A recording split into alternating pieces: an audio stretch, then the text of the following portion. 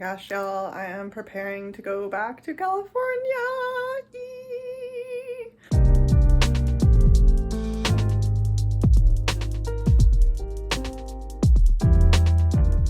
So I'm going back for a shorter trip, at least a month. I keep saying 2 months, but that feels like a really long time right now. So we're gonna play it by ear. But I am packing up. I'm gonna do the van life thing again there. So I am cleaning all kinds of dishes and figuring out what I want to take. I'm trying to get all these clothes sorted and figured out. Let's have a seat and chat for a moment. Yeah, I feel so weird about it.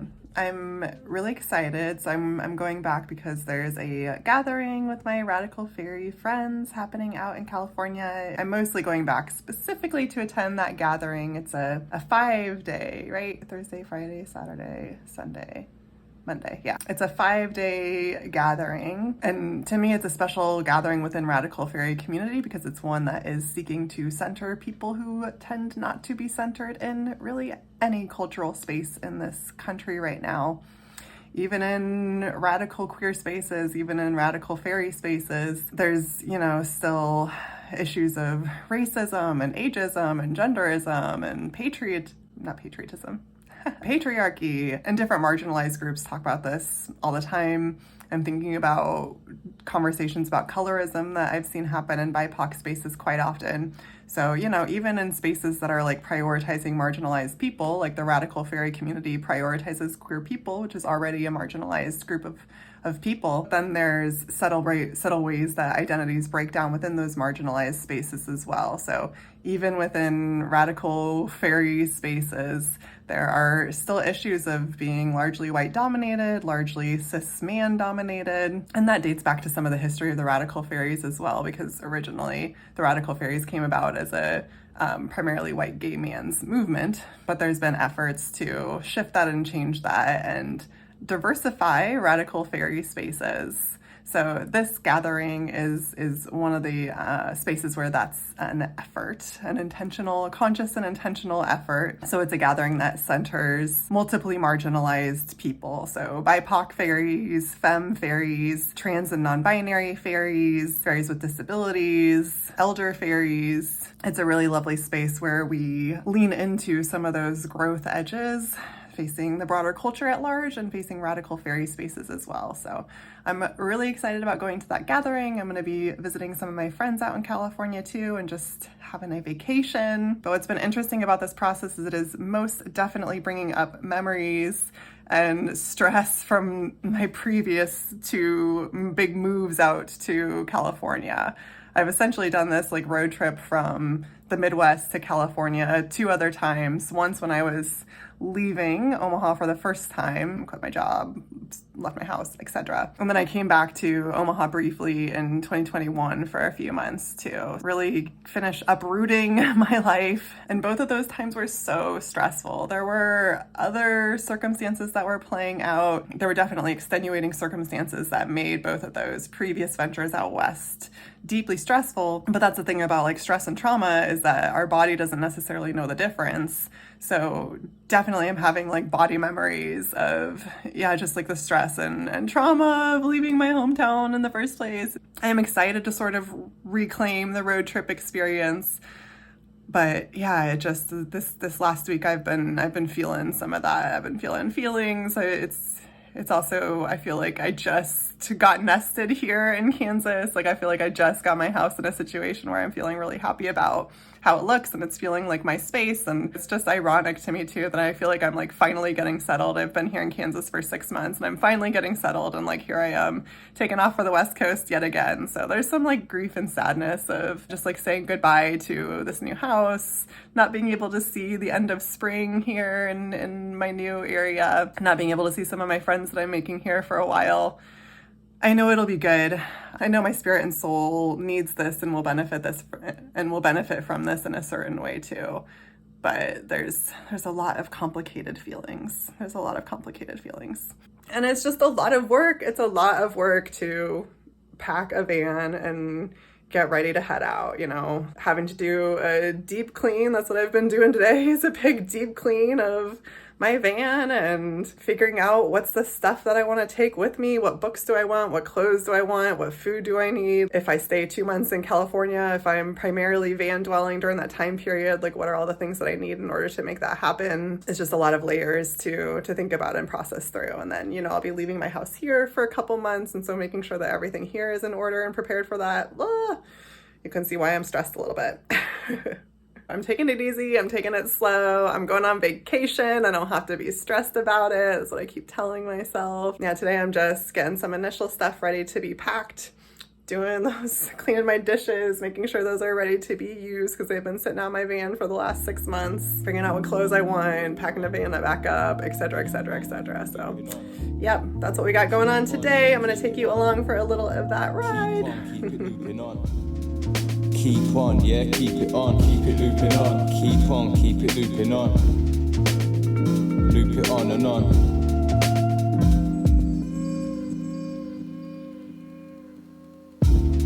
I got the feeling, feel it moving on. The feeling's super strong. Never muted long, find the words that do belong. When I wrote this, like I already knew the song. All my blues are long, gone, get the music on. Lay the mood upon the groove, then we moving on. See the movement strong, cruise along and keep it looping on and on. Keep it looping. Keep on, yeah, keep it on. Keep it looping on. Keep on, keep it looping on. Keep on, yeah, keep it on. Keep it looping on. Keep on, keep it looping on. Keep on, yeah, keep it on. Keep it looping on. Here I am on day 2 of prepping. I gave myself 3 full days to pack and get organized and figure out what I'm gonna bring with me.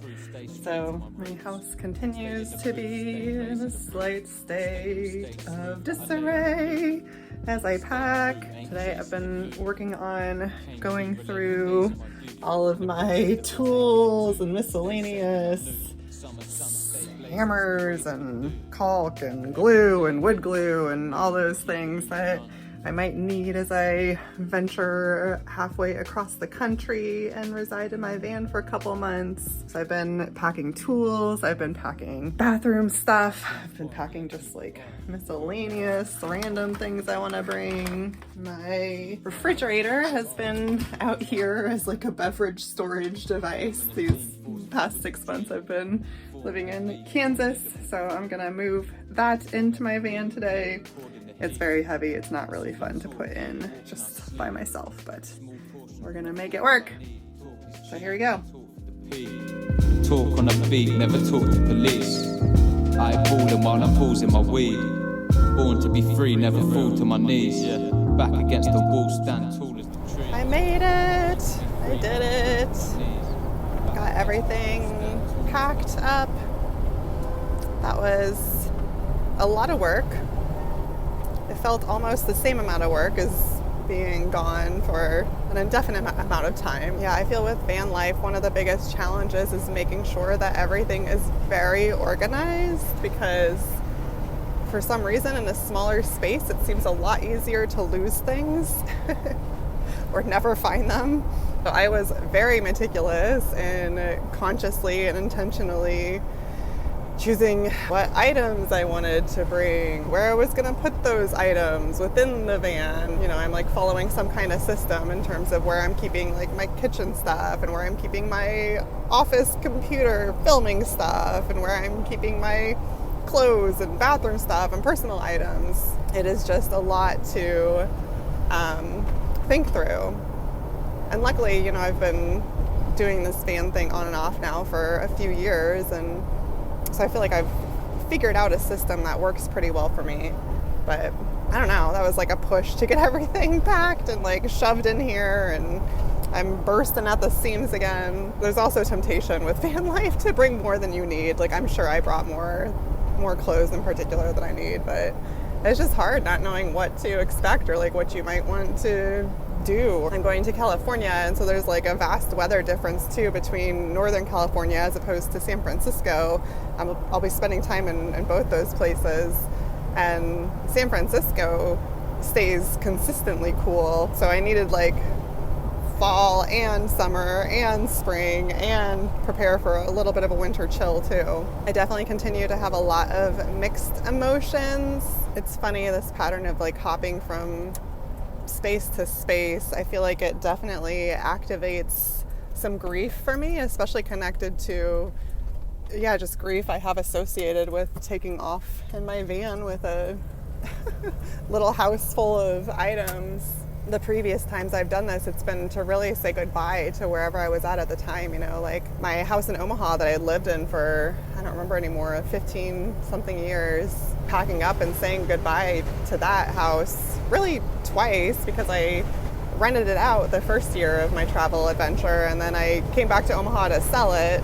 So I was like saying goodbye to that twice, and then getting settled in California at the beautiful land project I was living at, finally starting to feel like that was home, and then packing up the van and saying goodbye, and uncertain whether I'll be able to return. It certainly won't be the same as it once was, even if I do return, because memories are funny like that, My head knows that I'm coming back, but the body remembers. The body keeps the score. The body is what stores so much of our emotions and our trauma and our grief and our whatever, our feelings. So I found myself really having to remind my body these last few days of like, I'm coming back. This is my home now. I'm going on a trip. I'm coming back. I'm coming back. I'm coming back. It's also caused me to do a lot of thinking about like, why do I want to do this? Like, why don't I just want to settle down and nest? And my health is still in a semi-precarious state. I'm still not sleeping through the night, and it has been stress on my nervous system to be, planning a cross-country solo travel adventure. I don't think it's the smartest thing I could be doing for my health right now, but I'm dedicated to taking it as gentle as I can and just like giving myself the leniency and permission to, like if I get out there and it's too stressful, then I'll come back. And if it feels good and I feel fine, then I'll stay. And I'm just letting myself really be flexible with like timelines and my plans, and trying to just be as gentle with that as I can. Because this does feel important to me from a broader standpoint. One thing I really learned from uprooting myself from Omaha was like how important it was to me to not root so deeply into a specific life circumstance from that point forward. I had lived in Omaha my whole life. I had built a career in Omaha. I had built everything in Omaha. I had never really thought I was going to live anywhere else. As I said, I was in that house, the same house, for like 15 something years. I was really heavily rooted, and a lot of it was related to just like attachment to comfort, attachment to like a false illusion of safety, an attachment to like who I had been. Like it was keeping me rooted in decisions that I had made when I was, in my early 20s that now had sort of created this life for me that in my 30s was no longer feeling like what I could sustain, and from the wisdom I gained over that time period was no longer feeling in alignment with like who I was and who I was becoming. So I'm not trying to say it's like bad to be rooted. I think if you're rooted in an environment where, it's like a good true match for who you are and what you need, then by all means. Just for me, it became a problem to have been rooted so deeply. If you think of like a plant who's just been rooting in one spot and digging their roots down and down and down deeper into the earth, like that's really hard and really painful to try and pull out of the ground at that point. And that's what it felt like to me. It felt like I had sunk my roots so deeply into who I was in that old container that it was the most painful, excruciating experience to pull myself out of that situation, even though I knew I had to in order to survive on like a spiritual level. So I've been thinking a lot about that and like taking lessons from trees. I like to take lessons from trees and plants. If you have been following me, you know that. And I've been thinking of the redwoods and the sequoia that I met on my initial travels out west, and I'm so excited to see again. I love those trees. They are incredible. They're so resilient. They are powerful. They're some of the oldest and the biggest trees in the entire world, and they both keep shallower roots. Both redwoods and sequoia, instead of rooting like straight down into the earth like some other trees do, they spread their roots. They spread out and their roots are more shallow, closer to the surface, but they go wider, which allows them to uphold their size and how big and tall they are. And through doing that, they connect with the other redwoods and sequoia that are around them. A lot of trees do that too. They link up underground, and so they have these shallow root systems. They latch into each other. They support one another. To me, that's a really beautiful illustration of what I'm seeking to do now, and what I'm seeking to do by building community connections in different geographic spaces, and by keeping myself a little bit more limber and not letting myself sink my roots too deep into one single spot. This van, my Dorothy girl, has been helping me so much in recognizing that my roots can be transient, that I can be rooted through human relationships, through the capacity to pack up a second home in addition to my permanent stable housing, and be able to go where I choose when I choose. It helps keep me feeling liberated. Again, for me personally, it helps me from falling into that trap of just sinking into a comfort zone and keeping myself smaller than I really feel called to be, because I'm so attached to one specific physical reality. This is me keeping shallower roots. This is me linking my roots to resources in California and resources in Kansas and resources in Nebraska, and who knows where else. So yep, I'm leaving Kansas for the foreseeable future, but I will be back sooner rather than later. I'm going to take a nice slow jaunt out there. It'll take me like a week to get out there, but it's the journey, not the destination, that matters. So that is where life is at for me. I'm excited to see what changes the coming months bring, and who I am when I come back through these parts in a month or two. And I will be sure to share with all of you. So safe travels out there. Take care of yourselves. Be gentle with yourselves. We really, really do need that right now. All right, gonna stop and fill up on some gasoline. I will catch y'all on the next one. Sitting in your breath, you watch the roads go by. We were meant to stay here, but to grow and fly. Need a little push to get you out the hood. You're a Superman and use your powers for good.